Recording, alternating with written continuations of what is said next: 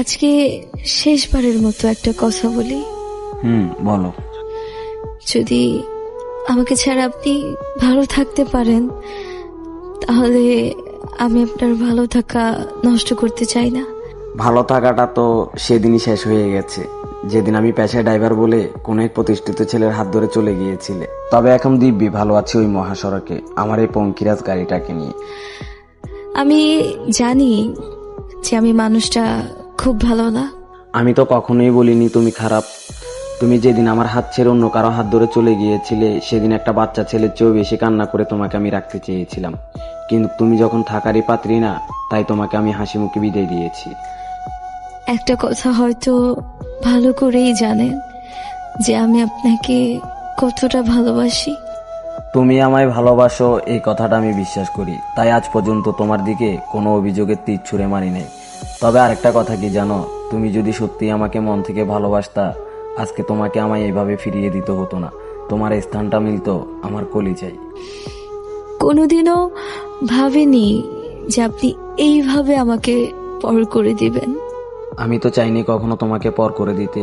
আমি চেয়েছিলাম সারাটাই জীবন তোমাকে আমার বুকে আগলে রাখতে। শুধু পেশায় ড্রাইভার ছিলাম বলে কুকুরের মতো তাড়িয়ে দিয়েছ আমায় কোনো এক প্রতিষ্ঠিত ছেলের হাত ধরে। আমি তো আপনার থেকে কিছুই চাইনি, শুধু চেয়েছি আপনার ভালোবাসা। এত কিছুর পরেও যদি আপনার আমাকে ভালো না লাগায় তাহলে আর কিছু করার নেই, কিছু বলারও নেই। আর লাগবেই কিভাবে? আপনি অন্য কারো জানা সত্ত্বেও যে আমি আপনাকে চাইছি। যেদিন তুমি ওই ছেলের হাত ধরে চলে যাচ্ছিলে সেদিন এর থেকেও করুণভাবে আমি তোমার হাতে পায়ে ধরে একটু ভালোবাসা ভিক্ষা চেয়েছিলাম। সেদিন তুমি আমায় কুকুরের মতো তাড়িয়ে দিয়েছ। আর ভালো না লাগার কথা বলছো? যদি কখনো আমি ওই মহাসড়কে সড়ক দুর্ঘটনায় মারা যাই তাহলে হসপিটালের মর্গে রাখা আমার ক্ষত বিক্ষত দেহটার কাপড়টা সরিয়ে দেখে নিও আমার হৃৎপিণ্ড আর কলিজা জুড়ে শুধু তুমিই ছিলে গাথা। আর অন্য কারো? তোমার দেওয়া আঘাতটাই তো আমাকে ক্ষত বিক্ষত করে ফেলেছে। সেই আঘাতটাই তো এখনো ভালো করে সারেনি। আরেকজনের সাথে জড়ানোর সাহসটা কোথায় পাবো? অবশেষে একটা কথাই বলবো, অনেক কষ্ট হবে আপনাকে ছাড়া থাকতে, কারণ অনেক বেশি ভালোবাসি আপনাকে। মন চাইলে ফিরে আসেন, আমি সারা জীবন অপেক্ষায় থাকবো আপনার।